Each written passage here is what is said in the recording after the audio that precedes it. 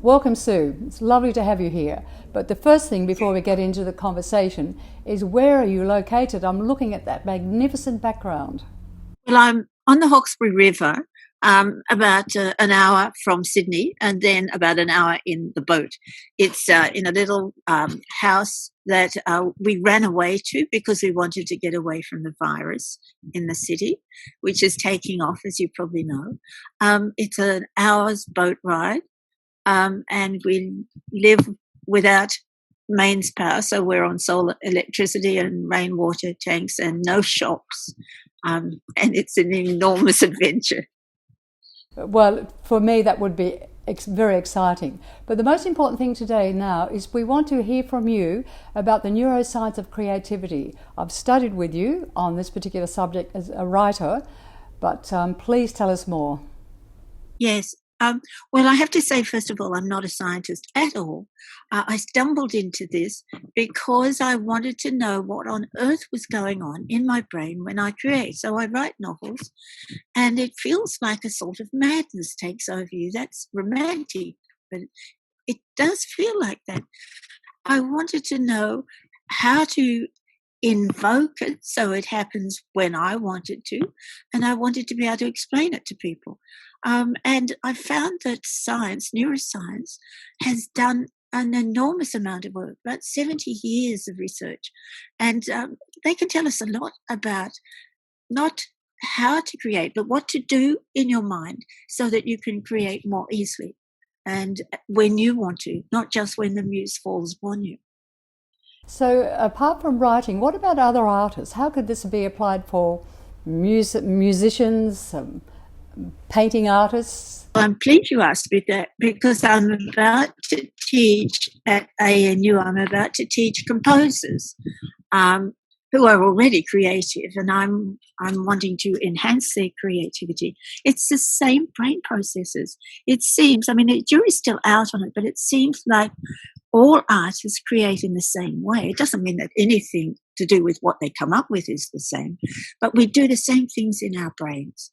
And maybe scientists do, they don't know. And in fact, everyone can do it. It's just a matter of remembering, because you used to do it when you were a little kid before you were educated out of it. Yes, I can remember that. As a child, we are so creative and free, but we're so conditioned as we get older. Yes, yes. And we get ashamed of thinking in this way. We get to believe that there's only one way to think, and that's the way to learn at school. And it's not true. And it's come through the generations, thank goodness. You know, my dad was an artist. He taught me to think like this. He taught me to go into a distinctive silence. And that's, as you know, what I teach people to do. And that's the doorway into creativity. There's not much more to it than that, of course, but that's the beginning. And what about actors? Yes, actors do the same. What it involves is going into that silence, and part of the brain shuts down and has all your rationality and even has your values. So people spontaneously, not knowing that they're doing it, shut down that part of their brain.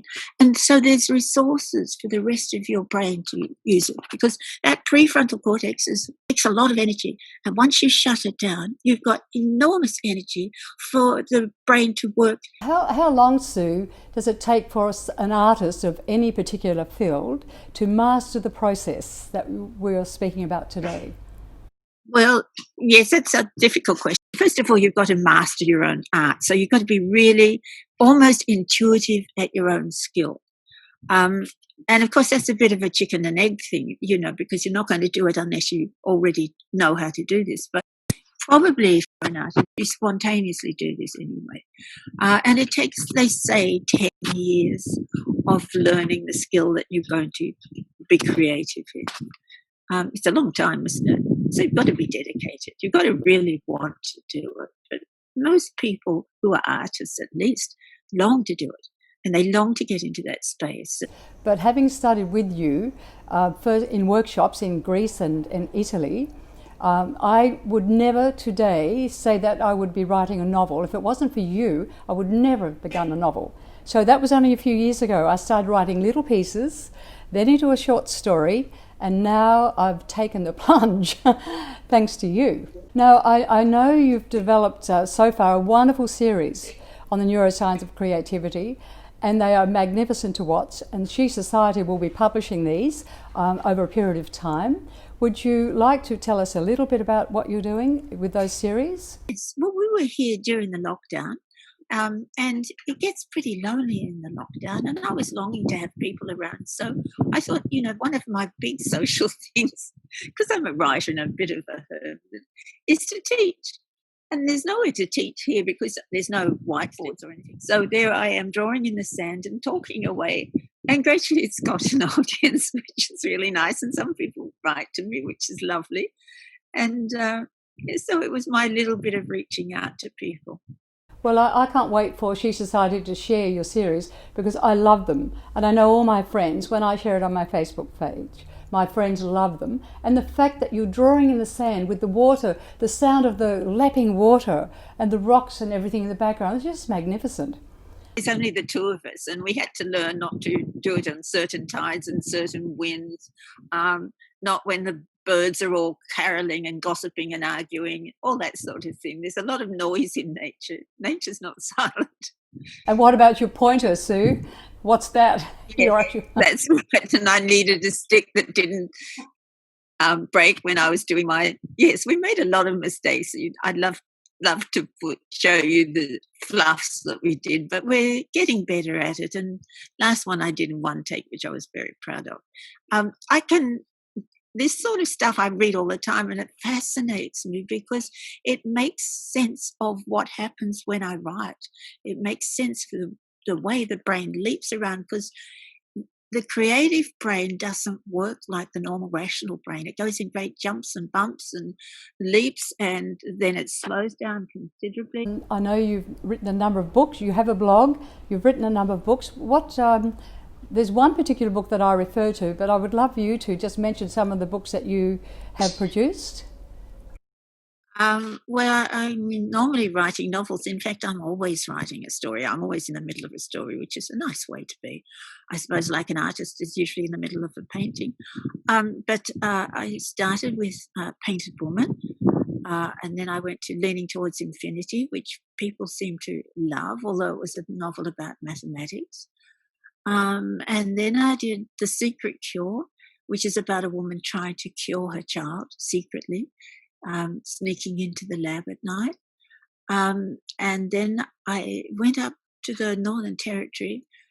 Life happened to take me to an Aboriginal community up there, and I wrote The Oldest Song in the World, because that ancient culture is so amazing in what it knows and what it's passed on. And then I did a book of short stories called Do You Love Me or What? And I'm now doing another novel, and I think I've just got the title, which is always an exciting time.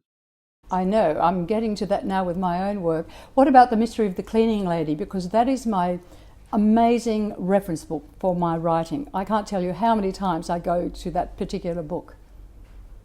I'm really pleased to hear that. It's lovely. That was when I was really stuck in a novel, The Secret Cure.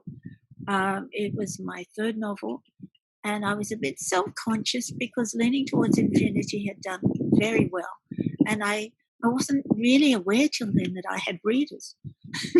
I wasn't writing for other people. I was just sort of mumbling away to myself. So when I had readers, I went through a time of being very self-conscious, and I had to learn to put that aside. And I know now why. When you're self-conscious, you can't write. You can't create. It brings all the rational parts to your brain, and you know that what you're doing is silly, and you've got to feel totally free, totally without anyone will judge you. I often pretend to myself things will never get published, and that's so that I don't stymie myself. Look, Sue, I could speak to you for hours and hours, and I have in the past. But I think today, is there anything final that you would like to say for today's conversation? Yes, I'd love to say that I'd love people to look at my blog. My blog is day-to-day events when you run away from the virus and you're living in a place like this, which is really beautiful, but quite often very dramatic with adventures and little triumphs and great disasters. Um, and it's the sort of days of our lives. People tell me that they go to it like a soap opera. Wonderful. I mean, I've read them, and it's just, and some of your little videos, particularly when you're trying to launch the boat, that was amazing. I had to laugh. I thought, oh my heavens, don't fall in the water, and you didn't. Never did. Right. Look, thank you for today. I really appreciate your time. I'm aware of the wind there, the conditions that we're chatting over today. It's not easy, but look, thank you so much, and we'll be hearing from you very soon. And we're looking forward to publishing your videos up on Chi Society. Thank you, Sue. Thank you very much. Thank you. Bye-bye. Bye. Bye.